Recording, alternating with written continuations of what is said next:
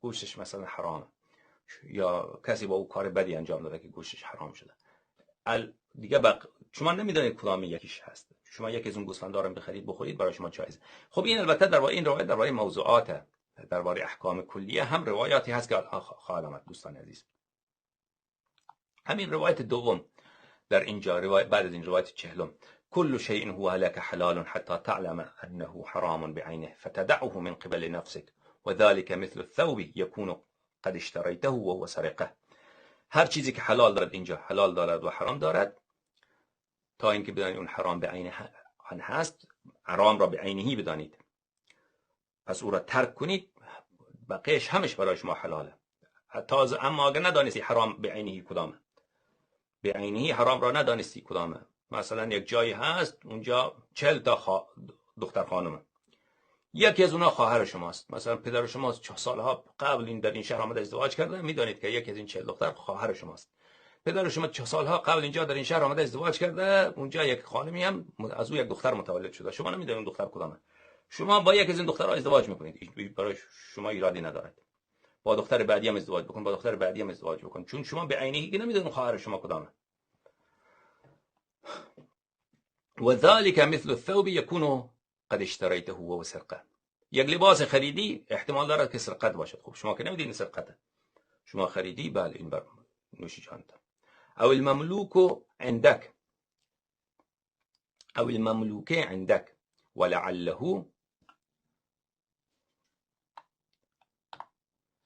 حر قد باع نفسه. یا رفتی غلام را از بازار خریدی، شاید اون غلام غصبیه، یا خودش را آزاد، خودش را گرفته به خاطر مسائلی خودش را فروخته، یا مثلا کسی فریب داده، یک کسی که غلام نیست او را به غلامی فروخته، یا به زور او را فروختن. خلاصه او امرأة تحتک و هی اختک، یا یک خانمی هست مثلا شما نمیدانید، واقعا اون خانم خواهر شماست.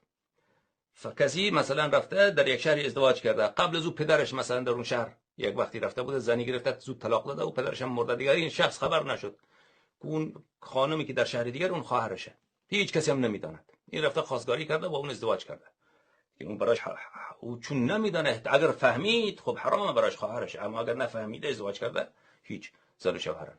او رضیعتک، یا مادرش به کسی شیر داده، مادرش به کسی شیر داده،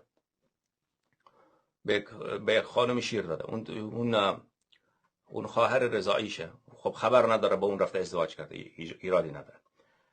والاشیاء كلها على هذا حتى يستبين لك غیر ذلك او تقوم به البینه.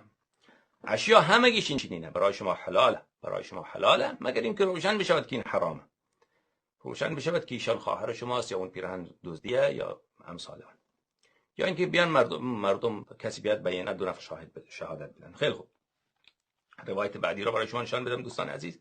کتاب تهذیب الاحکام همین روایت را ایشان آورده، مرحوم شیخ توسی رحمه الله، جزء سابع صفحه 269، همون روایتی را که من از کتاب کافی برای شما خواندم ایشان اینجا آورده. خیلی خوب. کتاب بحار الانوارشان یک باب طولانی دارد، مرحوم علامه مجلسی، جزء خامس صفحه 298، من رفع عنه القلم. خیلی خوب. کسانی که تکلیف از اونها برداشته شده، روایت پنجم از کتاب محاسن ایشان روایت میکنند، صفحه 301، از امام صادق علیه السلام فرمود: انما احتج الله علی العباد بما آتاهم و عرفهم. ایتا عطا کردن را میگویند.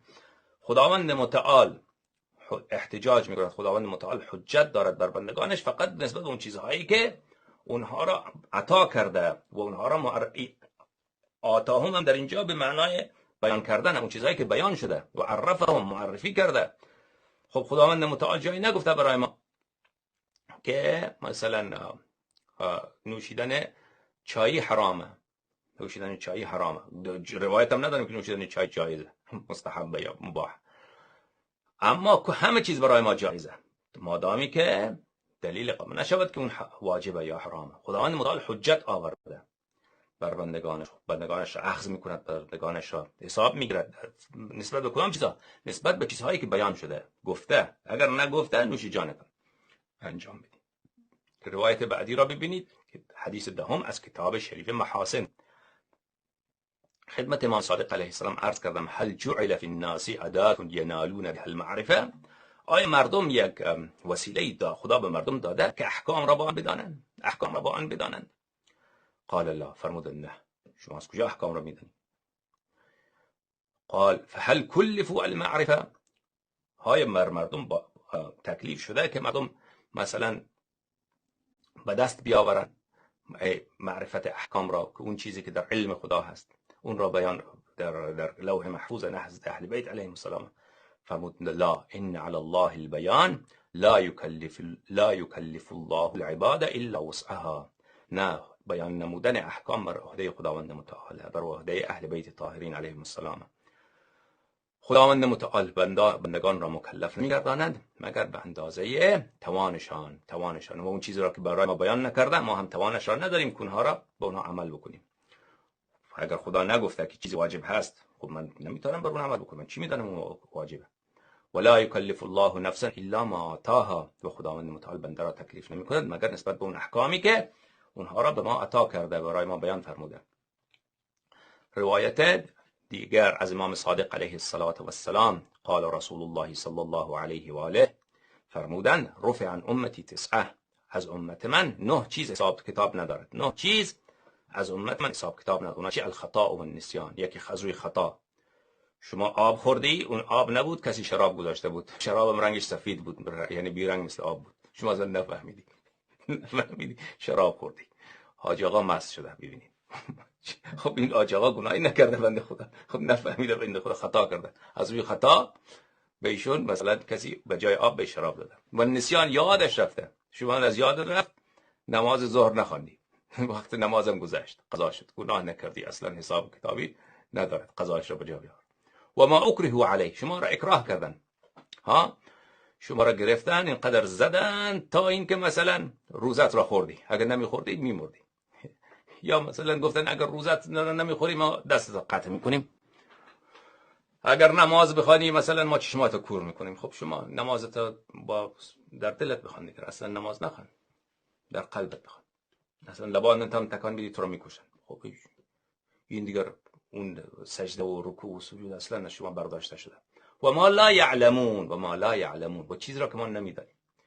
خدا بیان نکرده برای ما یک عملی را، درسته؟ یک عملی را، یک نمازی را، یک دعایی را، چی از باب واجب، چی از باب حرام، یا مثلا فلان عمل حرام برای ما بیان نکرده. و ما لا یطیقون، یک عملی که برای ما خیلی مشقت دارد، ما طاقتش را نداریم، تحملش برای ما خیلی سخته. شما این را بیا هر روز انجام بده، درسته؟ و مضطر علی، و اون چیزی که با آن مضطر شده اید، باعث استقرار شما هست. شما مثلا استقرار پیدا کرده اید که یک قلب پیدا بکنید، یک جگر پیدا بکنید، یک کبد پیدا بکنید، تا این جوان زنده بماند. خب این اون استقرار پیدا کرده اید، پس برای شما این جایزه، این حرمتی نداره. خیلی خوب. و این روایات زیاد عزیزان من، متوجه شدید شما؟ این روایات در این باب زیاده که این مسائل را بیان می کند. خدمت شما عرض کنم که این روایت را ببینید عزیزان من. این کتاب در کتاب من لا یحضره الفقیه رحمه الله، نوشته مرحوم صدوق رحمه الله، مجلد رابع، چاپ علمی بیروت. در اینجا از خطبه های امیرالمؤمنین علیه السلام ایشان نقل میکنند: ان الله تبارک و تعالی حدد حدودا فلا تعتدوها. خداوند متعال حدودی معرفی کرده، گفته این حرامه، این حرامه، این حرامه، این حرامه، این حرامه، درسته؟ زنا حرام، لواط حرام، شراب حرام، بینمازی حرام، فحاشی حرام، فلان فلان فلان حرام. اینا را دیگر عبور نکنید، حرام ها را عبور نکنید. و فرض فرائض فلا تنقصوها، و چیزهای را واجب گردانید، اونا در اونا کوتاهی نکنید، اونها را کم نیارید. گفتن نماز واجب، مثلا حج برای کسی که استطاعت دارد واجب، فلان امر واجب، فلان امر واجب. خب اینها را هم فرایضش را هم به جا ببرید، در اینا کوتاهی نکنید. و سکت عن اشیاء، و خداوند متعال خیلی از اشیاء را مسکوت گذاشته، نگفته حلاله، نگفته حرامه، نگفته واجبه، درسته؟ اینا رو مسکوت گذاشته. لم یسکت عنها نسیانا لها فلا تکلفوها. خداوند متعال از اونها سکوت نکرده، از چون فراموش کرده. امام صادق علیه السلام علیه بالله فراموش کرد، امام رضا علیه السلام فراموش کرده، امام جواد علیه السلام، امام هادی علیه السلام، اینا فراموش کردن و یادشان رفته که بگوین فلان عمل حرام. پس اگر نگفتن حرامه، شما اینو به زورکی برای خود حرام نسازید. زورکی برای خودشتان این را یک چیز را نگفته واجبه، شما بیاید زورکی اون واجب بسازید که واجب انجام بده، واجب انجام بده. اونها اگر لازم بود خودشان میگفتن، اگر نگفتن در همون حالت اباحه شونه. لم یسکت عنها نسیانا، از اونها سکوت کرده خداوند متعال. وقتی که خدا سکوت کرده، منظور کی سکوت کرده؟ خب زبان خدا کی؟ امیرالمؤمنین علیه السلام، امام صادق علیه السلام.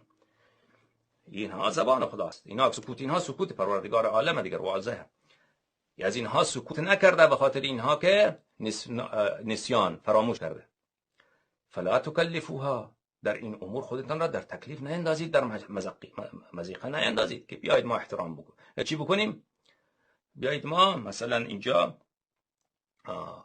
احتیاط بکنیم، فلان چیز عمل انجام شاید واجب باشد بیا انجام بدیم، شاید حرام باشد بیا از اون ما احتراز بکنیم. رحمتا من الله لكم فاقبلوها، خداوند متعال از اینا که سکوت کرده، از روی نسیان سکوت نکرده، از روی رحمت دلسوزی خدا سکوت کرده و خدا شما خواسته که به این امور عمل بکنید، این امور را مباح بدانید، نه واجب بدانید نه حرام بدانید. از روی رحمت خداوند فاقبلوها، پس اونها را شما قبول بکنید. اون سکوت خدا، سکوت پروردگار عالم که اون را در نه واجب گردانیده نه حرام گردانیده، اونها را کل شیء لک مطلق، هر چیز برای شما جایز هست مگر اینکه امری از جانب خدا برسد که بگه حلال حرام یا واجبه. اونها در حال اباحه خود هست، در حال همون اینکه جایز باشد انجام بدهد آدم هست. این رحمت پروردگار عالمه که دین را آسان گذاشته برای ما، پس اونها را ما باید قبول بکنیم. پس عزیزان من برگردیم به اصل مسئله. سوال اصلی درباره چی بود؟ درباره این که میت را اگر آدم مثلا چی کند، یک کسی حیات یک کسی را باید نجات بدیم، برای جگر احتیاج دارد. خب بله، از زنده که نمیشه جگر گرفت و اگر طرف میمیرد و زود دکترها میخوان جگر او را به دست بیاورن، اگر از غیر مسلمان ممکنه، خب بالا آدم یک مقدار پول بده از غیر مسلمان بگیره بهتره. اگر مسلمان شیعی 12 امامی بود، اگر از او گرفتن اون هم راضی است، مثلا وارثش هم راضی هست، اونجا فتنه‌ای برپا نمیشود، در اون صورت دیگر نهی نرسیده در این مسئله، در خصوص این مسئله. چون روایات نهی که رسیده اند عزیزان من، اونها ناظر اصلا به جنبه دیگر از قضیه هستند که من برای شما عزیزان خوب خودم بیان کردم. خداوند متعال شما را عافیت عنایت کند. خب